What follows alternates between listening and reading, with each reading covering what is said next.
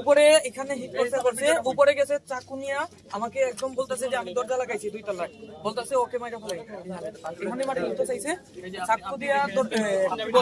এই ধরনের অস্ত্র নিয়ে একজন মানুষ কিভাবে শিল্পকলায় ঢুকে? আমার ভাই এই অস্ত্রটা কেমনে আসলো আপনি আমাকে বলুন, এটা কেমনে হয়?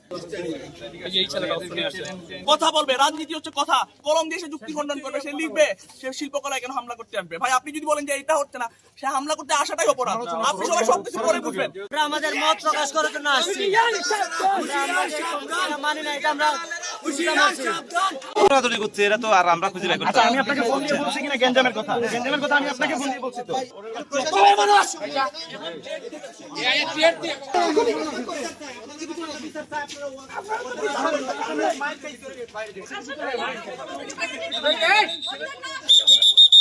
আজকে যেহেতু প্রোগ্রাম 11টা বাজে, এখন বাজে কয়টা? 12টা বাজে। এরা 11:30 বাজে ঢুকতেছে, এখানে ঢুকার সাথে সাথে মাইর শুরু করছে। কেন মাইর শুরু করছে? কারণ এদিকে গেট বন্ধ। এরা সাধারণ শিক্ষার্থী হিসেবে আসতেই পারে, যে কমিটি দিছে নাটক করছে, এটা কমিটি করছে, টোটাল সুনামগঞ্জে একটা বৈষম্য তৈরি করছে। এইখানে তারা তাদের মতামত তুলেই ধরতে পারে। প্রোগ্রাম হচ্ছে, আসবে ওরা আসার সাথে সাথে অ্যাটাক শুরু করছে, ওরে মারছে প্রতিজনটা মারছে। এই প্রোগ্রাম কি শুধু খালি 101 জনের প্রোগ্রাম ছিল? এটা সকল সাধারণ শিক্ষার্থীর প্রোগ্রাম ছিল। তাদেরকে এরপরে হচ্ছে সাধারণ শিক্ষার্থী গত করছিলেন একটা প্রোগ্রাম, মঙ্গলবারে একটা প্রোগ্রাম করছে, সেখানে যে কমিটি ডঙ্গের এক কমিটি দিছে, পুরা বৈষম্য। আমরা আগে থেকে আন্দাজ করতে পারছি যে একটা গ্রুপ আছে যারা কমিটিতে আসে না, হয়তো ওনাদের বেশ কিছু বিতর্ক আছে, তারপর ওই যে লেজুর ভিত্তিক রাজনীতির সাথে হয়তো অনেকে জড়িত, এই জন্য আসে নাই। এটা তো সেন্ট্রালের বিষয়, এটা তো আমাদের বিষয় না। ওনারা এটা নিয়ে গত পরশুদিন বিক্ষোভ মিছিল করছেন, আমাদের সেন্ট্রাল আর বিভাগীয় সমন্বয়কের ওই যে ওই ছবি পুরাইছেন।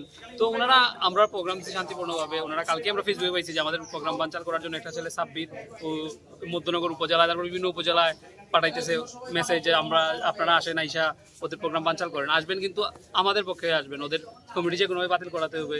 আমরা যে কমিটি দিচ্ছে ও আসবে, ওরে আটকাবো, ওরে ধরবো, হ্যান ত্যান মানে হুমকি দিতেছে। তো আমরা এটা সাধারণ জিডিও করে আসছি এটা থানায় কালকে রাতেই। আমরা প্রশাসনিকভাবে সব সহযোগিতা চাইছি, কিন্তু আমরা আসলে প্রপার সহযোগিতা পাই নাই। আমরা যে আইনশৃঙ্খলা বাহিনী বলেন, পুলিশও আসে নাই। অন্য সব প্রোগ্রামে আপনারা দেখবেন যে পুলিশ আসে, এসে এখানে একটা টিম বহাল থাকে।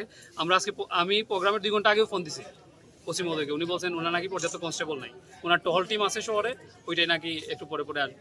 আমরা ডিএসবিকে জানাইছি আমাদের যে আজকে প্রোগ্রাম আছে, আমরা এনএসআইরেও জানাইছি, আমরা র্যাব পর্যন্ত কলতে জানাইছি। তারপর ডিসি অফিসে অ্যাপ্লিকেশন দিচ্ছি সকালে যে আমাদেরকে আর্মি মোতায়েন করো। আর্মির একটা গাড়ি আসছিল, আর্মির একটা গাড়ি বের হয়ে শুধু বলছে যে আমরা সামনে টহল দিয়ে আবার আসতেছি, এর মধ্যে আমাদের উপরে সে অ্যাটাক করে ফেলছে। সবাই ভিতরে ছিল, আমি আর ছোটো ভাই ওই যে আমাদের কমিটির সদস্য ইকরাম আলী সিয়াম ও আসছিল। তো ওরা বিক্ষোভ করতেছে, তো ইকরাম শুধু জিজ্ঞেস করছে যে আপনারা আসেন, ভালো কথা, বিক্ষোভ করুন, শান্তিপূর্ণভাবে যান, ভিতরে গিয়ে বসে বলবে। এর মধ্যে ওর উপরে অ্যাটাক করে ফেলছে কয়েকজন। ওরা তো লাঠি শুটা নিয়ে আসছে, আর একটা ছেলে আছে নিয়ে আলো তো আগ্নেয়াস্ত্র নিয়ে আসছে।